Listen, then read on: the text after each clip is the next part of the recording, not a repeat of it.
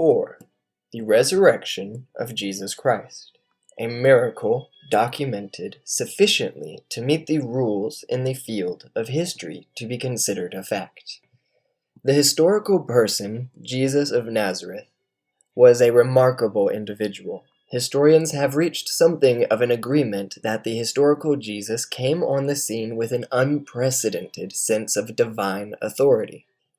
He was open with the fact that he believed he had the authority to stand and speak in God's place, and it was documented well.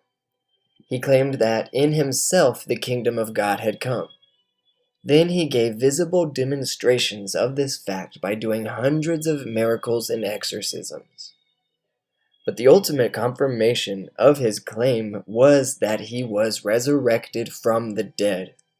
If Jesus did rise from the dead, then we have a divine miracle that we have historical proof for, and that is very strong evidence for the existence of God.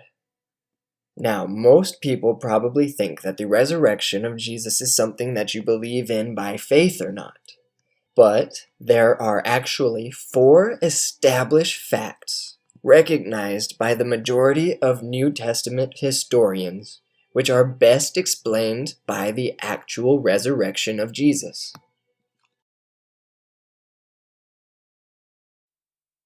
4. Continued. It is important to distinguish between the evidence for the resurrection and the best explanation for the resurrection. This is important because in this case the evidence is not controversial or in doubt among most scholars. But the explanation of that evidence is controversial. The idea that God really did raise Jesus from the dead in the way that the evidence shows is uncomfortable for people who do not want to believe in God.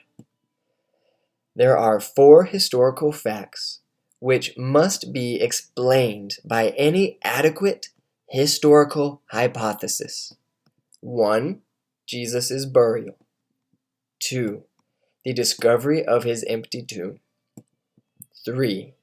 His post-mortem appearances, when he appeared to people after his death. 4.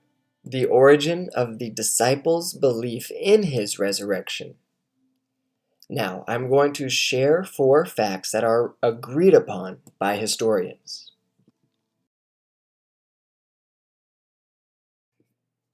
Fact number 1. After his crucifixion, Jesus was buried by Joseph of Arimathea in a tomb. Historians have established this fact on the basis of evidence like the following. 1. Jesus' burial is attested to by many different sources that are independent of each other, incredibly early in the history.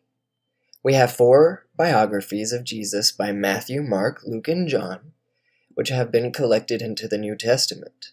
There are also many letters from the Apostle Paul. Now, the documentation of the burial is part of Mark's source material for the story of Jesus' suffering and death. This is a very early source that is probably based on eyewitness testimony. According to the German expert, Rudolf Pesch, the Gospel of Mark was written less than 7 years after the crucifixion. Also, Paul uses an extremely early source for Jesus' burial, which most scholars date to less than 5 years after Jesus' crucifixion. Another independent testimony that Jesus was buried by Joseph is also found in the sources that were used for Matthew and Luke and the Gospel of John. Not to mention the Gospel of Peter, which was not included in the New Testament collection. So we have a remarkable number of 5 independent sources for Jesus' burial, some of which are known to be written less than 5 years after his crucifixion.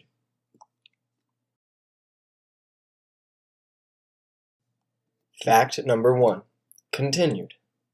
Also, Joseph of Arimathea was a member of the Jewish Sanhedrin that condemned Jesus to death. It is very unlikely that he was a Christian invention. There was an understandable hostility in the early church toward the Jewish leaders. In Christian eyes, they had manipulated the legal system into murdering Jesus. According to the late New Testament scholar Raymond Brown, Jesus' burial by Joseph is very probable, since it is almost inexplicable why Christians would make up a story about a Jewish Sanhedrin who does the honor of caring after the body of Jesus. For these reasons and others, most New Testament critics agree that Jesus was buried by Joseph of Arimathea in a tomb. According to the late John A.T. Robinson of Cambridge University, the burial of Jesus in the tomb is one of the earliest and best attested facts about Jesus.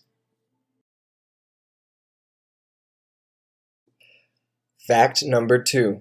On the Sunday after the crucifixion, Jesus' tomb was found empty by a group of his women followers.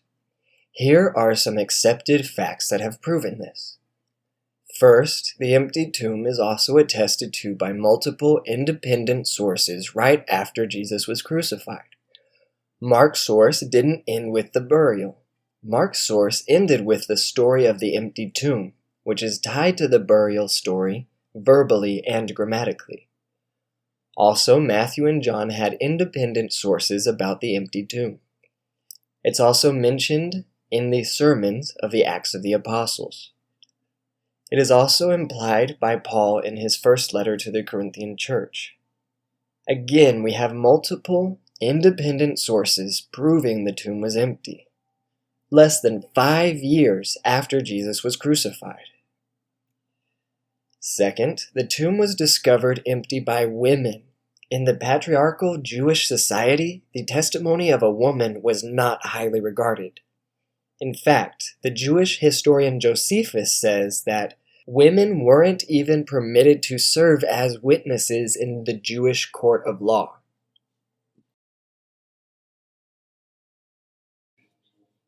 Fact number 2. Continued. Now, in light of this fact, how remarkable is it that it is women who Jesus chooses to discover that his tomb was empty?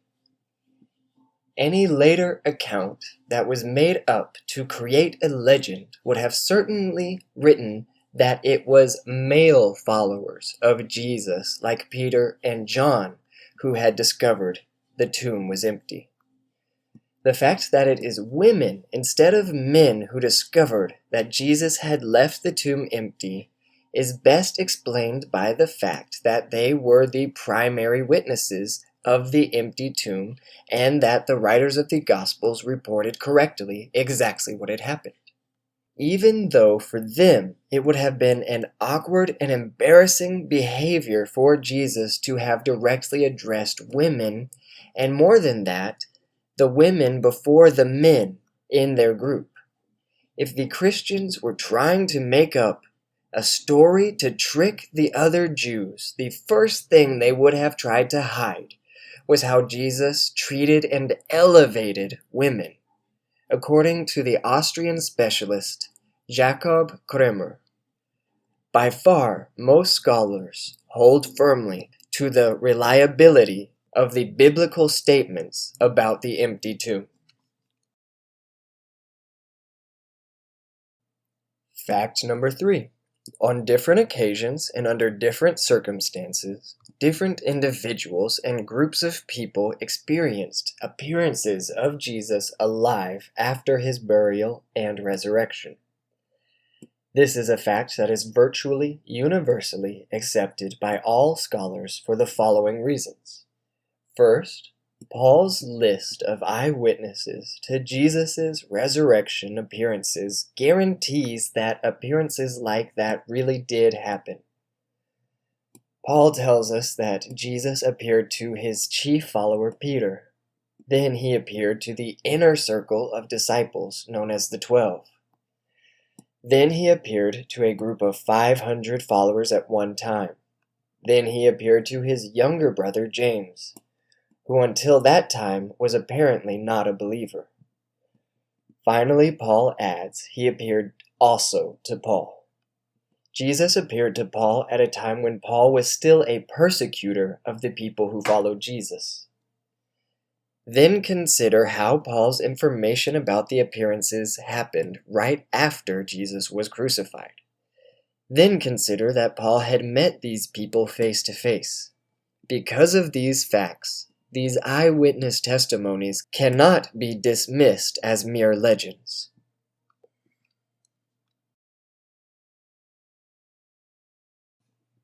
Fact number 3, continued. Second, the stories about the appearances of Jesus after his resurrection that are included in the Gospels provide multiple independent accounts. For example, the appearance to Peter is attested to by Luke and Paul. The appearance to the 12 is attested to by Luke, John, and Paul. The appearance to the women is attested to by Matthew and John. The appearance stories happen over such a wide range of different and independent sources that it cannot be reasonably denied that the early disciples did in fact have such experiences.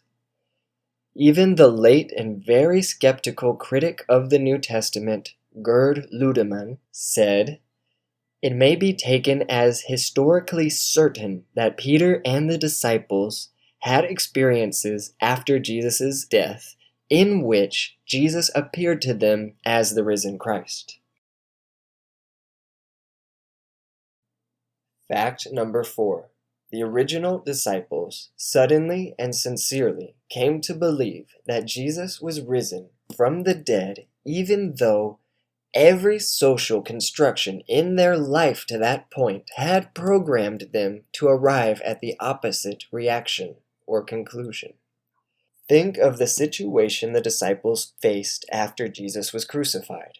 First, their leader was dead, and Jewish messianic expectations had no idea of a Messiah who, instead of triumphing over Israel's enemies, would be shamefully executed by them as a criminal. Second, Jewish beliefs about the afterlife taught very strongly against any resurrection from death into glory and immortality before the final resurrection of the dead at the end of the world. Despite all of that, the original disciples suddenly came to believe so strongly that Jesus was resurrected from the dead that they were willing to die for the truth of that belief.